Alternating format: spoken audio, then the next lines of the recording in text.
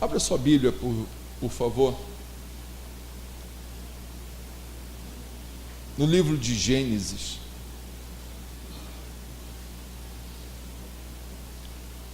Capítulo 1, nós estaremos lendo 2 textos. Falamos pela manhã com a igreja, agora estamos repetindo a mensagem à noite para alcançar também parte da igreja. Como nós estamos fazendo durante esse mês de maio, nós estamos falando sobre família, e essa noite eu gostaria de falar sobre esse assunto que nós vamos projetar agora. Por favor, Lucas e Gabriel.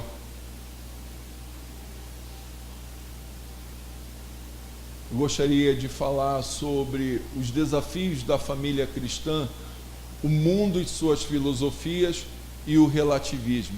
Não se preocupe se você nunca ouviu falar sobre essa palavra relativismo, mas eu creio que no final do sermão ou no final da mensagem nós estaremos entendendo o que é isso que invade o nosso coração, a nossa família, e por vezes nós nos encontramos agindo, conforme a sociedade pensa. Gênesis capítulo 1, versículos 26 e 28, de Gênesis capítulo 1, diz assim: Então disse Deus: façamos o homem à nossa imagem, conforme a nossa semelhança. Domine ele sobre os peixes do mar, sobre as aves do céu, sobre os grandes animais de toda a terra, e sobre todos os pequenos animais que se movem rente ao chão. Criou Deus o homem à sua imagem, a imagem de Deus o criou, homem e mulher os criou. Deus os abençoou e lhes disse: sejam férteis e multipliquem-se, encham e subjuguem a terra, dominem sobre os peixes do mar, sobre as aves do céu e sobre todos os animais que se movem pela terra. Gênesis capítulo 2, se você puder ir junto comigo, versículos 21 ao 24, diz assim: Então o Senhor Deus fez o homem cair em profundo sono, e enquanto este dormia, tirou-lhe uma das costelas, fechando o lugar com carne. Com a costela que havia tirado do homem, o Senhor Deus fez uma mulher e a levou até ele. Disse então o homem: esta sim é osso dos meus ossos e carne da minha carne. Ela será chamada mulher, porque do homem foi tirada. Por essa razão, o homem deixará pai e mãe e se unirá à sua mulher, e eles se tornarão o quê? Uma só carne. Vamos orar. Querido Deus, nós te agradecemos pela leitura da tua palavra, te agradecemos pela tua palavra, Deus, que irá atuar sobre a nossa mente e coração. Nessa noite pedimos que o Senhor nos convença, que o Senhor fale conosco, que nós possamos entender os desafios que nós temos como família cristã nesse mundo, através dos pensamentos e através dessa filosofia chamada relativismo. Ajuda-nos a compreender, ó Deus, é o que nós pedimos e agradecemos em nome de Jesus. Amém. Eu gostaria de começar a falar sobre esse pensamento que por vezes nos alcança, mas eu gostaria de começar a falar sobre isso pedindo a ajuda dos irmãos, para que os irmãos possam me ajudar em fazer com que algumas imagens que nós vamos projetar aqui fiquem bem claro. Então, o que eu vou fazer agora é ver se os irmãos conseguem enxergar muito bem.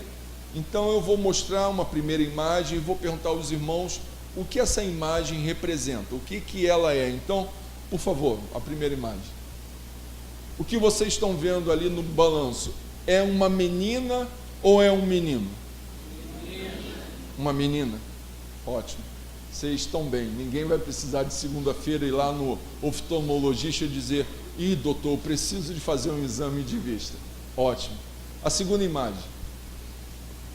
Essa segunda imagem ali, é um menino ou é uma menina? Menino. Menino. E se eu dissesse para vocês que é uma menina? Mesmo nascendo no corpo de uma menina e tendo formação biológica como menina, na mente dos seus pais, na mente da sua mãe, ela é um menino. A mãe é uma blogueira que relata a dificuldade que ela teve de vencer o preconceito, entre aspas, a fim de que ela vivesse conforme a sua escolha, feita aos 2 anos de idade. Aos 2 anos de idade, essa menina, ela fez uma escolha em ser um menino, e essa mãe, que é uma blogueira, ela relata a dificuldade, entre aspas, que ela teve para conduzir a sua filha nessa opção que ela tinha feito.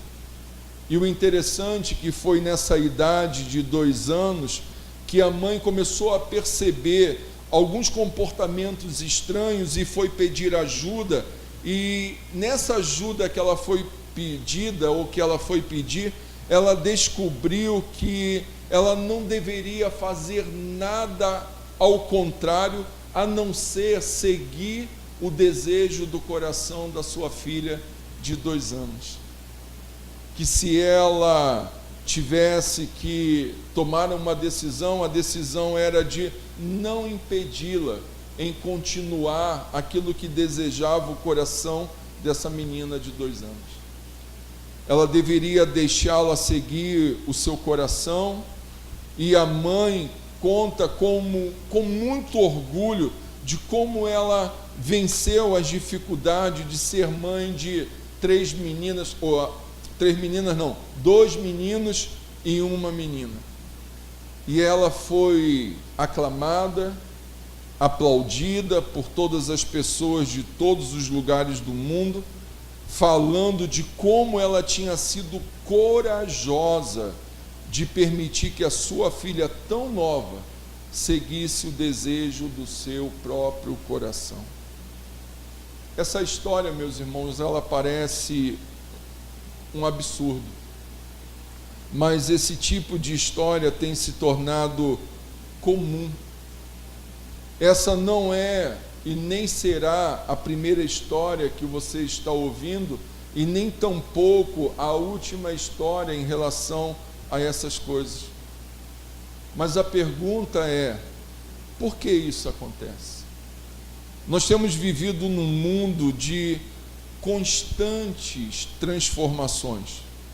Alguns estudiosos dizem que, por favor, próxima imagem.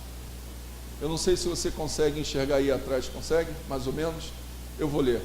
Alguns estudiosos dizem que em 40 anos o mundo mudou em qualidade mais que os 400 anos que antecederam este período. São muitas mudanças em pouco tempo. Alguns estudiosos, dessa modificação da sociedade, eles dizem que o mundo em 40 anos ele conseguiu mudar de qualidade, não para melhor, mas o que ele já não conseguiu em 400 anos. E eles ainda dizem mais, que essa mudança se deu em valores e na maneira de se viver a vida. E talvez, se você tenha um pouco mais de 40 anos, e se você tiver coragem de se acusar, levante a sua mão, por favor. Tá. Então, você certamente já percebeu isso.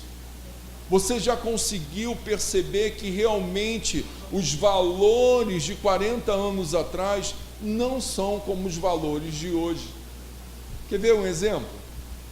Antigamente você estava andando numa calçada e tinha duas pessoas conversando assim, uma na ponta da calçada e uma na outra ponta da calçada. E se você fosse passar no meio, o que você fazia? Hoje você não vê isso. Quer ver um outro exemplo, como o mundo vem mudando muito rápido? Antigamente, se você tem mais de 40 anos, você estava, parece até aquelas propagandas do Facebook, né? Para quem tem mais de 40. Se você estava dentro de um ônibus, né? Sentadinho lá, confortável, daqui a pouco chegava uma pessoa mais experiente, não precisa ser idosa não. O que a pessoa fazia? Se levantava. Né? Hoje em dia, é verdade. Hoje em dia há uma unção do sono, a pessoa dorme rapidinho. Antigamente você chegava na casa dos seus parentes mais velhos, principalmente os avós. A primeira coisa que você tinha que fazer é o quê? Se você não pedisse bênção. Em casa ia ouvir muito. Então nós vivemos uma sociedade assim, que parece que em 40 anos ela se transformou muito mais em qualidade do que os 400 anos que se antecederam a esse período que nós estamos vivendo. E essa mudança, ela se deu nos valores e na maneira de viver. E o que parece que os estudiosos dizem é que a vida, ela parece que ela ficou dividida hoje, na sociedade que nós vivemos, entre dois momentos. Quem viveu antes desses 40 anos e quem está vivendo após esses 40 anos. E o interessante é que essas mudanças, elas se aceleram ainda com um mundo que é um mundo globalizado, um mundo da internet. Antigamente acontecia alguma coisa num outro continente, você levava tempos e tempos para saber. Antigamente você precisava de mandar uma carta, quem mora aqui do lado, em São Paulo, levava 3 dias para chegar. Hoje você não ouve nem mais falar em telegrama, né? Você entra lá na internet, manda o e-mail, nem isso mais precisa, você manda pelo Zap. Hoje nós vivemos uma sociedade que ela recebe muita informação, mas recebe pouca o quê? Orientação. E o interessante é que informação e orientação são coisas distintas. Às vezes as pessoas acham que por nós recebermos muita informação, estamos sendo orientados naquilo que estamos sendo informados, de maneira nenhuma. Quer ver um exemplo? O exemplo que eu dei pela manhã. Se você de repente terminou o culto aqui e não sabe como ir para Nova Iguaçu, é um exemplo, tá? E você perguntar para alguém, alguém pode dizer assim, é simples, só é você chegar lá naquela esquina, pegar reto, você vai chegar em Nova Iguaçu, né? Na esquina lá principal. Isso é informação. Mas o que é uma orientação na informação? É quando alguém diz assim, olha, para você chegar em Nova Iguaçu, você tem várias maneiras.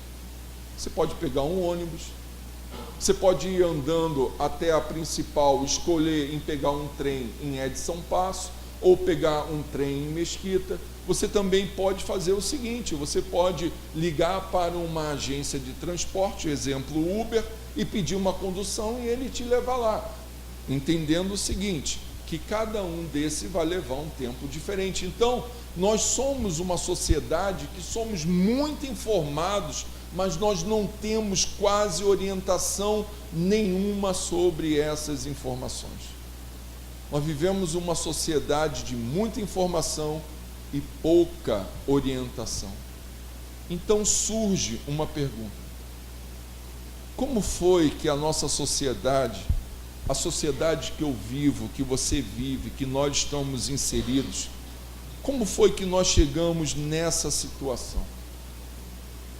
Por que coisas como essas que nós acabamos de ver aqui, elas têm se tornado comum na nossa sociedade? Talvez para nós compreendermos isso, nós precisamos de entender que nós não vivemos uma sociedade de 40 anos atrás.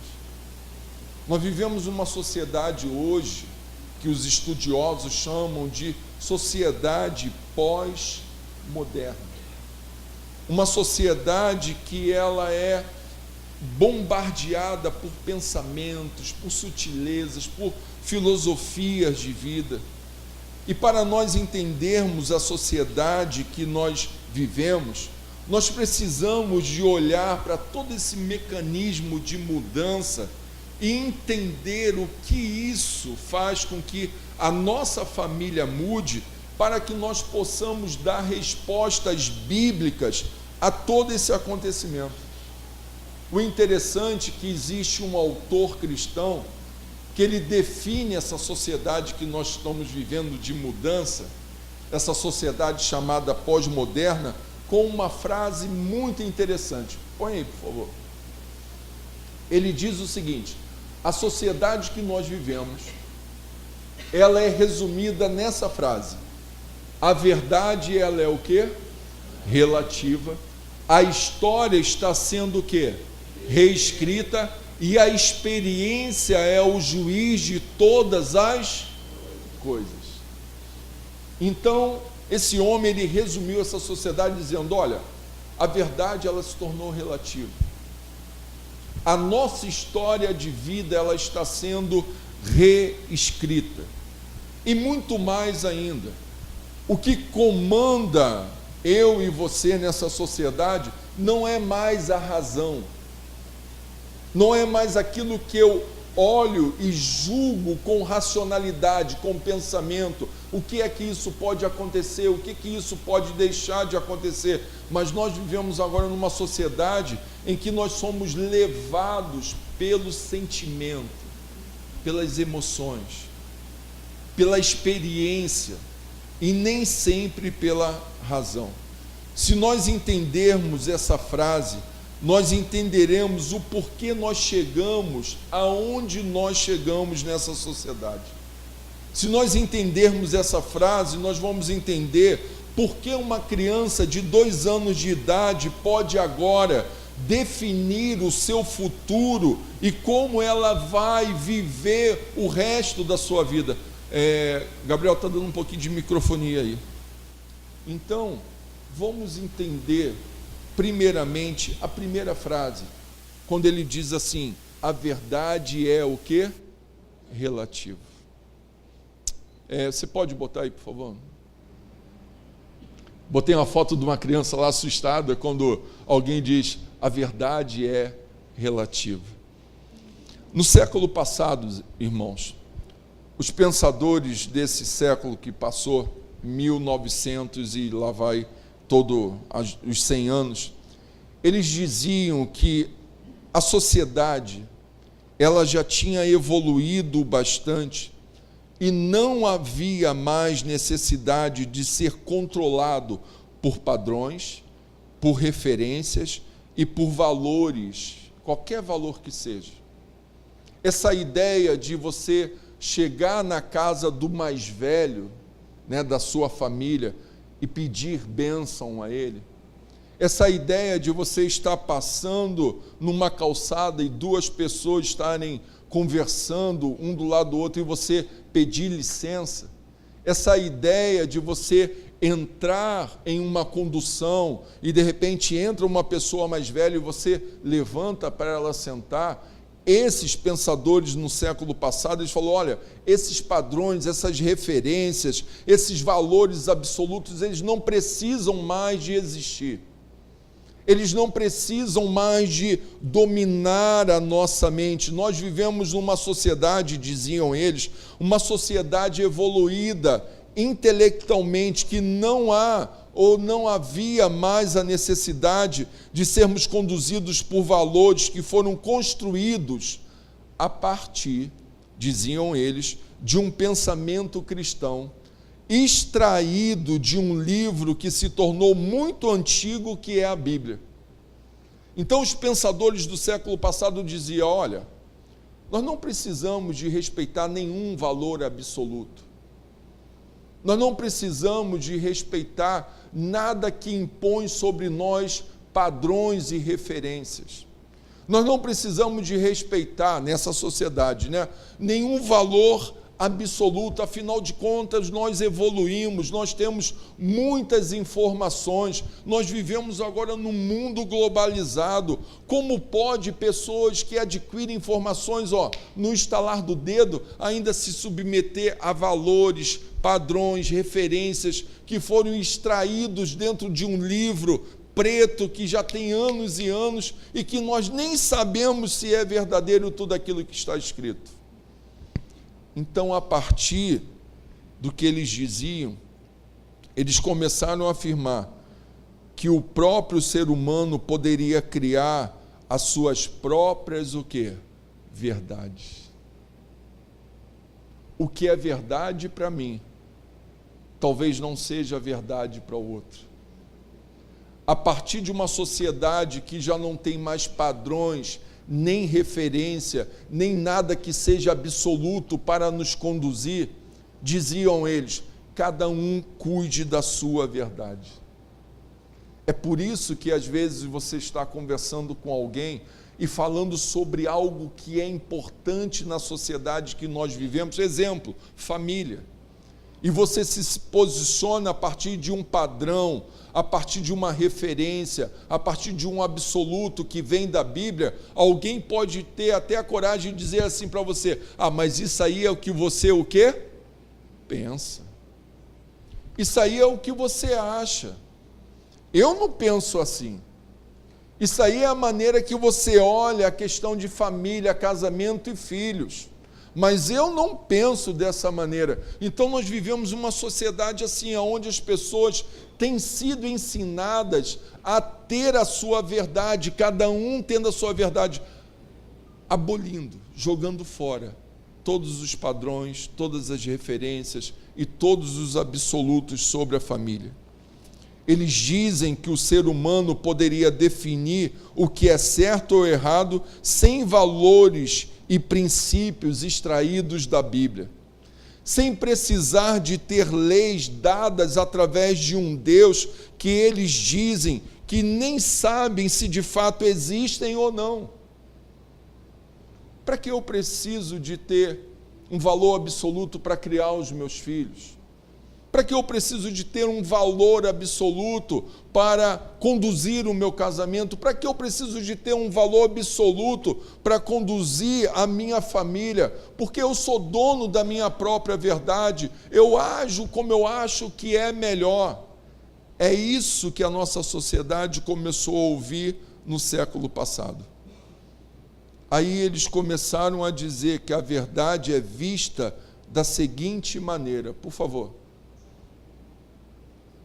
Talvez não esteja muito claro, a imagem ficou muito pequenininha, mas a sociedade que nós vivemos, ela diz o seguinte: a verdade está na forma como eu vejo a realidade e não como ela é. Se você estiver olhando aí para essa foto, a foto de cima da água, se você consegue definir, é o quê? Vou ajudar, é um pato, tá, gente? É um e embaixo, na sombra, o que parece ser? Um peixe, um tubarão. Então a sociedade que a gente vive, ela é mais ou menos assim. Ela enxerga a verdade que ela acha que é melhor para ela. Nós vivemos numa sociedade que a verdade está na forma como eu vejo a realidade, não como ela é. Não importa se aquilo que eu faço é errado moralmente, que existe um padrão, que existe uma referência, que existe um valor absoluto para definir o que é certo ou errado, não. Nós vivemos numa sociedade onde as pessoas dizem assim, o que importa é o que eu acho. O que importa é a minha verdade. A verdade, então, nessa sociedade que nós vivemos, ela é uma verdade que eu vejo e o que eu acho. Não é uma verdade absoluta. Talvez você já tenha ouvido alguém dizer alguma coisa mais ou menos assim. Olha, quando você diz assim, olha, isso aqui é assim, porque desde o princípio sempre foi, a Bíblia diz sobre isso, aí essa pessoa que está ouvindo de você talvez tenha dito mais ou menos assim para você: ah, mas isso aí não tem nada a ver. Isso não tem nada a ver. Então nós vivemos numa sociedade que diz: não tem uma maneira certa ou errada para viver a vida. Não tem uma maneira certa ou errada para criar filhos. Não tem uma maneira certa ou errada para viver a sexualidade. Não tem uma maneira certa ou errada para viver o casamento. O que importa é o que eu acho. O que importa é a verdade que está dentro de mim. Para essa sociedade que nós vivemos, essa verdade está dentro de nós, e a maneira como nós vemos e enxergamos a vida é o que vale. É o que vale. Por isso que você vê uma sociedade corrompida, uma sociedade imoral, uma sociedade que não há mais respeito pelos mais velhos, uma sociedade que perdeu todos os princípios absolutos, que parece que família não tem mais peso na sociedade que nós vivemos, que parece que casamento cada um põe na cabeça como deve viver e vai tocando o barco, criação de filhos, cada um cria um padrão e vai tocando e esquece que existe um padrão absoluto para nós conduzirmos isso. Nós vivemos uma sociedade que é bombardeado por esses valores e nós nem percebemos. Já que não existe mais verdades absolutas e padrões e referências, cada um vive da maneira que quer viver. Cada um acha o que é mais interessante para ele. Cada um abraça a sua própria verdade. Eu achei interessante, há umas 3 semanas atrás, eu estava assistindo o jornal e a próxima reportagem seria sobre equilíbrio financeiro na família. E eu falei: poxa, interessante, vou assistir essa reportagem. Passou lá a propaganda, né, o comercial, e depois voltou o jornal. E as pessoas que iriam fazer a reportagem tinham combinado para entrevistar uma família, né, no aspecto do equilíbrio financeiro. E tudo bem, chegaram lá, foram na casa da pessoa, bateram na porta. Né? Quando abriram a porta, essa família, em vez de ser constituída por um homem e uma mulher, era uma família constituída por 2 homens. Essa é a verdade que nós vivemos nessa sociedade, uma verdade relativa. O que importa é a minha verdade, não tem nada a ver. E sutilmente essas coisas vão entrando dentro do nosso lar, nós vamos ouvindo, assistindo e dizendo: é mesmo, é verdade, né? Por que uma família não pode ser constituída por 2 homens? Por que uma família não pode ser constituída por 2 mulheres? É nessa sociedade que nós estamos criando os nossos filhos. É nessa sociedade que nós estamos estabelecendo o nosso casamento. É nessa sociedade relativa nas suas verdades que nós estamos conduzindo a nossa família. Uma sociedade que cada um cria a sua verdade e as segue, não existe mais uma verdade absoluta. Então, essa é a primeira coisa que nós temos que observar. Segunda coisa, por favor. A história está sendo o quê? Reescrita. Nós vivemos numa sociedade que a história da nossa sociedade, meus irmãos, está sendo reescrita. Nós acabamos de ver agora. Os valores morais que nós tínhamos lá atrás, há 40 anos, não é muito tempo não, já mudaram. Essa questão moral que nós tínhamos lá atrás de educação, de respeito, do mais novo pedir a bênção para o pai e a mãe, isso já não existe mais. Essa história de antigamente, quando você chegava até uma pessoa mais velha, você tratava ela como o quê? Senhor ou senhora? Isso nós quase não vemos mais. Nós vivemos uma sociedade em que a própria história da sociedade ela está sendo o quê? Reescrita. No século XX, no século passado, existia um filósofo chamado Nietzsche. Quem já ouviu falar? Nietzsche. E ele escreveu uma frase interessante. A frase dele foi a seguinte: Deus está morto. E ele escreveu um livro que ele contava uma história de um grupo de pessoas que saíam numa cidade procurando Deus. Essas pessoas iam até uma pessoa e perguntavam: vem cá, você viu Deus? As pessoas respondiam e saíam dali, iam no outro lugar e perguntavam: olha, você sabe onde está Deus? E de repente esse grupo de pessoas chegou em um outro grupo de pessoas que estavam no mercado. E eles fizeram a mesma indagação, perguntaram: olha, vocês sabem aonde está Deus? E aquele grupo que estava no mercado, se virou para esse grupo que estava perguntando e disse: olha, você não sabe? Deus morreu.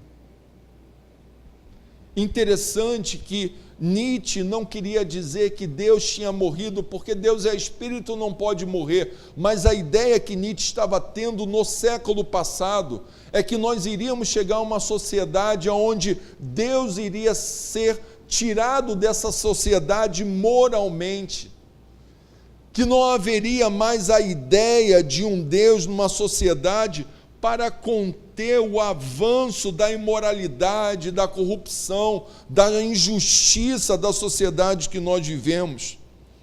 Deus seria tirado da sociedade moralmente, e sendo Deus tirado dessa sociedade, nós não teríamos mais a quem dar satisfação. Quando nós vivemos uma sociedade onde pessoas não têm mais Deus como uma ordem moral, nós vivemos uma sociedade totalmente degenerada. É por isso que nós vemos tamanha corrupção. É por isso que nós vemos tamanha injustiça. Pessoas acham que nunca irão passar por um juízo soberano. É por isso que pessoas roubam sem ter o peso na consciência que está tirando daqueles menos favorecidos. Nós vivemos uma sociedade assim, em que a história está sendo reescrita, em que pessoas perderam a consciência moral de um Deus, que pessoas não temem mais o juízo de um Deus, que fazem o que fazem porque acham que Deus não existe. Então, cada um reescreve a sua própria história.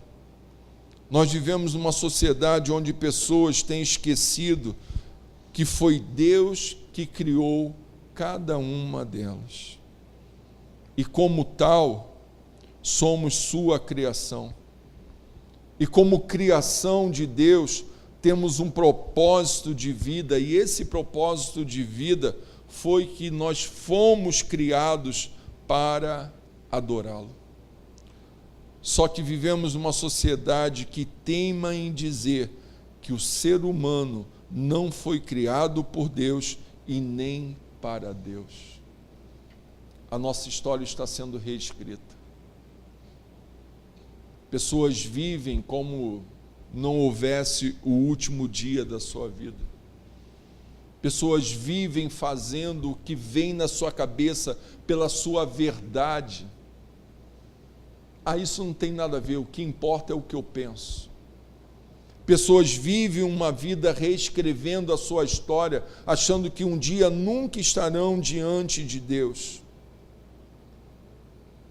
Nós vivemos uma sociedade onde cada dia tem sido falado que a finalidade do ser humano é a sua própria felicidade.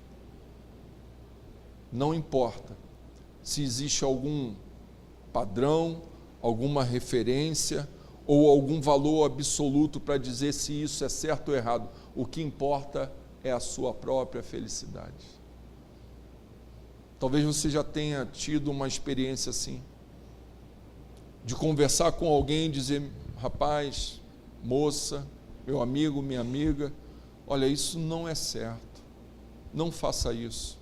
E a pessoa responder para você: o que importa é eu ser feliz. o que importa é o que eu vou estar sentindo. Você talvez já tenha ouvido alguém falar mais ou menos assim: não esquenta com isso não, o que importa é você ser o quê? Feliz. Não importa se isso é certo ou errado, não importa se isso vai valorizar a criação de Deus em sua vida ou não, o que importa é você ser feliz. Então isso faz morrer a ideia que fomos criados por Deus com o propósito de adorá-lo. Então essa forma de viver, ela não permite perceber o nosso problema. Que o nosso problema está num coração idólatra, que em vez de amar o Criador, ama a criação, que faz de tudo para encontrar felicidade, prazer, que não importa se isso que está sendo feito está destruindo a criação de Deus, que somos nós, mas o que importa é ter prazer, é ter felicidade. É por isso que pessoas cometem o que cometem. Esses pensadores da sociedade, eles dizem que o nosso problema é social. É que se uma pessoa vive como ela vive, é por causa do meio aonde ela foi criada. É que se a pessoa tem valores que distorcem os valores absolutos, isso foi porque ela foi criada dessa maneira, e isso tira de nós o conceito, sabe do quê? Do pecado. Que nós somos o que somos porque nós somos pecadores. Que por vezes o nosso coração endurece, não pelo meio social, não pela condição psíquica que nós temos, mas pelo pecado que existe em nós, que nos afasta de Deus, que nos tira da presença de Deus e faz com que a gente abandone todos os valores morais absolutos que Deus colocou sobre nós. Só que nós vivemos uma sociedade que diz: não, o problema é social. Ah, se fulano ele vive assim, dessa forma, ele é desobediente porque o pai dele também era desobediente, foi o meio onde ele viveu. Ah, se fulano vive assim uma vida, uma vida sexual de qualquer maneira, porque ele viu isso na sua casa. Nós esquecemos que nós acabamos entrando numa sociedade onde a nossa história está sendo reescrita, que nós esquecemos o conceito de pecado e nós trazemos isso para um lado que é mais amenizado. O problema é social, o problema é das relações pessoais. Nós vivemos numa sociedade que diz: não, pecado não existe. Isso tudo acontece pelo meio onde nós fomos criados. Nós entendemos, sim, que por vezes aonde nós fomos moldados como seres humanos pesa muito na maneira que nós somos, mas isso não é tudo, irmãos. E cada vez mais o ser humano, em vez de se conscientizar do seu pecado e por isso desequilíbrio, ele acaba sendo visto como o quê? Vítima da sociedade. Vítima da sociedade. Essa é a ideia que prevalece. Então o mundo, em vez de ser visto através de uma ótica, por favor, a próxima aí. O mundo, em vez de ser visto através de uma ótica, criação, queda, redenção e vida eterna com Deus, o mundo é visto através de uma ótica de um desequilíbrio social. Nós esquecemos que nós fomos criados por Deus, mas que o pecado nos degenerou. Paulo, escrevendo aos Romanos, ele diz que todos pecaram e destituídos estão o quê? Da glória de Deus. Que nós precisamos de ser redimidos em Cristo Jesus, para que nós possamos receber redenção dele e vida eterna. Por isso que nós vivemos uma sociedade onde pessoas dizem: ah, mas isso não tem nada a ver, que isso, criado por Deus o quê? Eu, pecador, que isso, eu não mato, não fumo, nem roubo, como é que eu posso ser pecador? Esquecemos que a nossa condição má é por causa do pecado, é por isso que a nossa família ela se degenera, o nosso casamento se degenera, por isso que os nossos filhos às vezes se perdem na falta da nossa orientação, porque nós somos pecadores, irmãos. Nós vivemos nessa sociedade onde a história está sendo reescrita e a história da redenção foi marginalizada e uma nova história está sendo reescrita. Qual é a nova história? Viva conforme der na sua telha. Não tem nada a ver o que os outros dizem. O que importa, o que é verdade para você, não verdade para os outros. Não importa se existe algum valor absoluto no tocante à família, casamento e filhos. O que importa é o que você pegou como verdade e colocou no seu coração. Essa história que você foi criado para Deus, que o pecado degenerou a sua vida e que você precisa ser redimido em Cristo Jesus, isso é história do passado, isso é história de um livro de capa preta. Você está intelectualizado, você não pode mais se submeter a isso. Isso é o que a sociedade nos diz. E ao reescrever essa nova história, todos os conceitos estão sendo redefinidos em nossa sociedade. Se já não é mais a Bíblia que conduz a história da nossa vida, todos os conceitos absolutos estão sendo redefinidos. Casamento, família e filhos. É por isso que nós vivemos numa sociedade que a pergunta é: por que casamento tem que ser estabelecido entre um homem e uma mulher?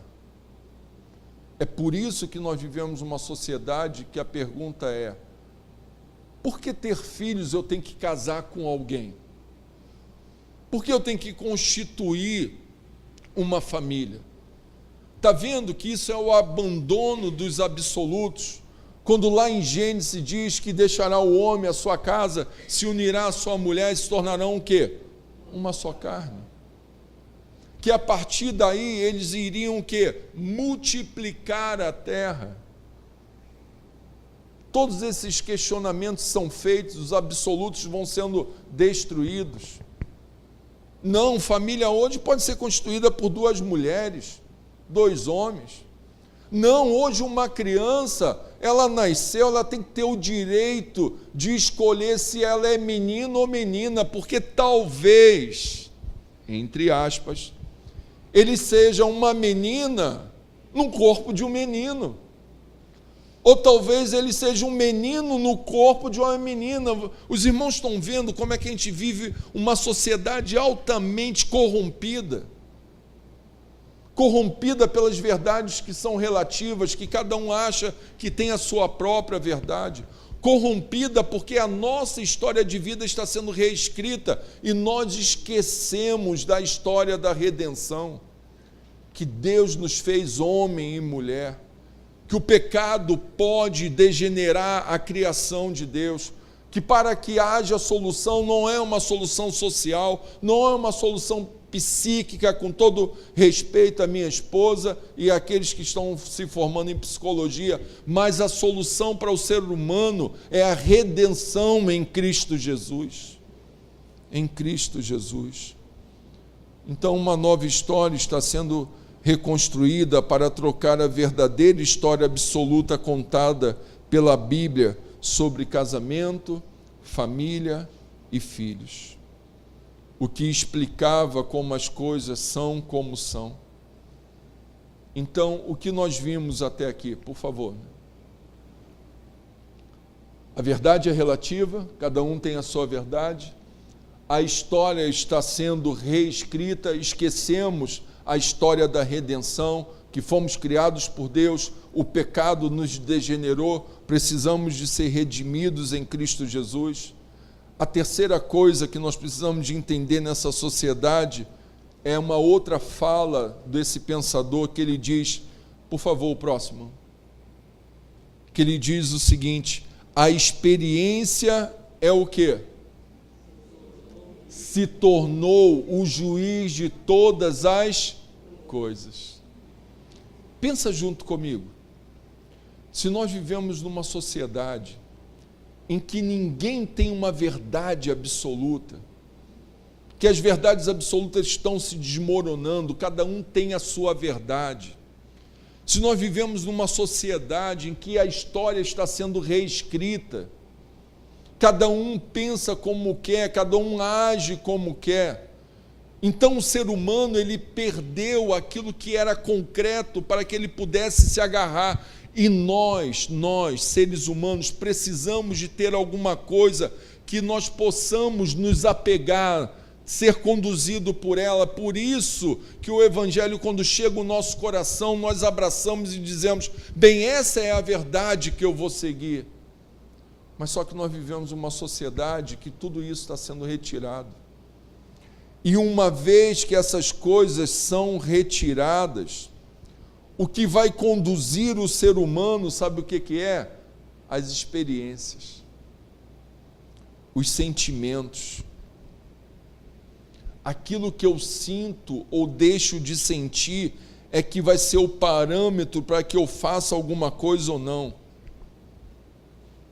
É por isso que, às vezes, quando você está conversando com alguém e dizendo, olha, isso é errado, rapaz, isso é errado, menina, isso é errado, você não está vendo como é que seus filhos estão sendo conduzidos. É por isso que quando você diz isso para essas pessoas, eles vão te dar a resposta mais ou menos assim, mas o que importa é o que eu estou sentindo. O que importa é o que eu estou me sentindo muito bem. O que importa é que isso que eu estou fazendo está me trazendo felicidade. O que importa é o que eu estou sentindo, não se tem alguma coisa lógica nisso. O que importa é se eu sei ou não que filhos têm que ser conduzidos através de um exemplo, né, dos pais. Isso não importa, o que importa é que eu estou conduzindo a minha família e está bem assim mesmo.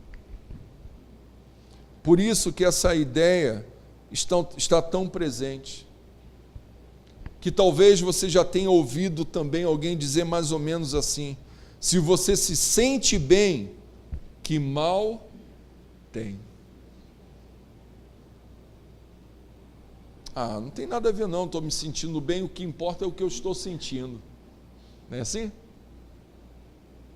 Nós vivemos uma sociedade que estamos sendo conduzidos pelos nossos sentimentos, não pela razão mais. Falamos assim, mas é isso que importa. O que importa é o que eu estou sentindo. Os sentimentos têm sido o parâmetro para que as soluções sejam tomadas na sociedade que nós vivemos. Quando alguém olha para dentro do seu casamento e avalia a possibilidade da continuidade ou não, ela não pensa racionalmente mais. Ela pensa a partir dos seus sentimentos. Bem, essa decisão que eu vou tomar, eu vou me sentir muito bem, o que importa é isso. Não importa as pessoas que estão envolvidas com isso. Quando as pessoas olham para dentro da sua família no tocante à criação dos filhos, como o exemplo que nós demos no começo, não importa se de repente essa menina vai ter muito problema sendo criado com características meninos, o que importa é que agora ela está se sentindo muito bem. Quando nós olhamos para dentro da família, e olhamos a família e entendemos que família tem que ser vivida numa coletividade, e nós abandonamos a coletividade e dizemos assim, eu não quero saber o que está acontecendo com a minha esposa e meus filhos, não. O que importa é o que eu estou fazendo, estou indo muito bem, estou me sentindo muito bem. Ou vice-versa. Nós vivemos uma sociedade assim. É por isso que nós vemos uma sociedade onde uma família acaba sendo criada ou formada por dois homens e por duas mulheres numa relação homoafetiva, e pessoas dizendo assim, não importa se isso é certo ou errado, o que importa é que nós estamos nos sentindo muito bem. O certo e o errado é definido pelo sentimento e não pelos valores absolutos. Esse é o mundo que eu e você vivemos. A verdade é relativa, a história está sendo reescrita, e o que conduz agora as nossas decisões não é mais a razão, mas sim o sentimento. A pergunta é: o que a Bíblia diz sobre tudo isso? Qual é a resposta que a Bíblia nos apresenta a todo esse mecanismo? O que a Bíblia pode nos dizer nessa noite a respeito de tudo isso?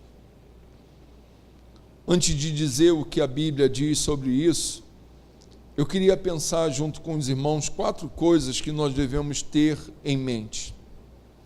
Antes de nós continuarmos, e se você não crê nessas 4 coisas que eu estarei dizendo, essa mensagem ela vai acabar aqui e agora para você. Se você não acredita nessas 4 coisas que eu irei falar para você, você que está me ouvindo pela internet, então tudo que foi dito, tudo que eu já falei, não faz sentido nenhum para você. A primeira coisa que eu gostaria de dizer é o seguinte: a Escritura, a palavra de Deus, ela é infalível e a fonte de toda autoridade para a nossa vida. É a Bíblia que vai dizer o que é certo e errado nas nossas vidas. Apesar de nós vivermos numa sociedade relativa, que cada um tem a sua verdade, que dizem que a história da humanidade está sendo reescrita, que nós devemos ser conduzidos pelos sentimentos e não pela razão, o que eu quero dizer para vocês nessa noite é que a Bíblia é a nossa regra de fé e conduta para o quê? Para o nosso casamento, para a nossa família e para a criação dos nossos filhos. Se precisamos de alguma ajuda, se precisamos de alguma orientação, devemos recorrer à palavra de Deus, ver o que ela diz sobre o casamento, sobre o que ela diz na união entre 2 pessoas, ouvir o que ela diz sobre a criação dos filhos. A Bíblia é a nossa regra de fé e conduta, querendo você ou não, nessa sociedade. Segunda coisa, a criação, como vista em Gênesis capítulo 1 e 2, como nós lemos, é a base para acontecer ou para conduzir a nossa sexualidade e a nossa família. Gênesis capítulo 1 e 2 diz que Deus criou homem e mulher. Gênesis capítulo 2 diz que o homem deixaria a sua casa, iria se unir à sua mulher e os 2 se tornariam uma só pessoa e a partir daí procriando. A criação como vista em Gênesis capítulo 1 e 2 é a base para nós compreendermos a nossa sexualidade sadia e também a nossa família. Terceira coisa que eu gostaria de dizer: a queda retratada em Gênesis capítulo 3, quando o homem e a mulher desobedecem a Deus, e a partir dali todas as consequências acontecem com eles e com nós também. Essa queda retratada lá em Gênesis é o que explica a razão das coisas serem como elas são. O nosso problema não é social, o nosso problema não é político, o nosso problema não é psíquico, muito embora algumas coisas assim pesem, mas isso não é o total. O nosso problema é que o homem, ele está afastado de Deus. A sociedade está afastada de Deus, e uma vez afastada de Deus, ela se torna degenerada na sua origem. É por isso que nós pegamos uma família como nós acabamos de ver, uma mãe e um pai vendo atitudes distorcidas no seu filho, dizendo: não, isso é normal, é natural. É por isso que nós vemos uma sociedade dada à corrupção, à injustiça, à imoralidade, e pessoas dizendo: não, isso é tranquilo. É por isso que nós vemos uma sociedade em que pessoas não pesam mais a estrutura familiar. Isso não se explica por causa do meio onde ela está sendo criada, nem tampouco se ela tem algum problema psíquico ou não. O que explica isso é que nós somos pessoas pecadoras e precisamos da graça, da misericórdia e da redenção em Cristo Jesus para conduzirmos a nossa família, o nosso casamento e os nossos filhos. Precisamos de reconhecer isso. Precisamos. A disfunção que existe dentro das famílias não tem uma explicação sociológica, psíquica, política. A explicação é o pecado que nos afasta de Deus, que endurece o nosso coração, que não nos permite exercer aquilo que deveríamos exercer como pai, como mãe, como filhos. Quarta coisa que eu gostaria de dizer: o Evangelho visto em toda a Escritura é o único, e eu repito, é o único meio e ferramenta para que as coisas sejam como elas devem ser. O Evangelho, somente ele. Não é uma mudança política, não é um interesse educacional. Só o Evangelho pode mudar uma sociedade altamente corrompida. Por isso que Paulo, escrevendo aos Romanos, no capítulo 1, ele diz: não me envergonho do Evangelho, porque ele é o poder de Deus para todo aquele que nele crê. Só o Evangelho. Só o Evangelho pode mudar. Cristo é o único que pode trazer equilíbrio para o nosso casamento, para a nossa família e para os nossos filhos. Só Ele. Qualquer outro tipo de solução longe de Cristo não terá capacidade para mudar a nossa família. Cristo é a única pessoa capaz de colocar as coisas nos seus devidos lugares. Que Deus nos abençoe nessa noite. Que nós possamos ser inspirados pelo Espírito de Deus para submetermos a nossa família a valores absolutos que estão na Bíblia, de nós não cedermos a essa sociedade, de nós não abraçarmos as verdades relativas, de nós não acreditarmos que a história está sendo reescrita e nem tampouco nos permitir a ser levados pelos sentimentos, mas por aquilo que a palavra de Deus diz a respeito da sua família e da minha família.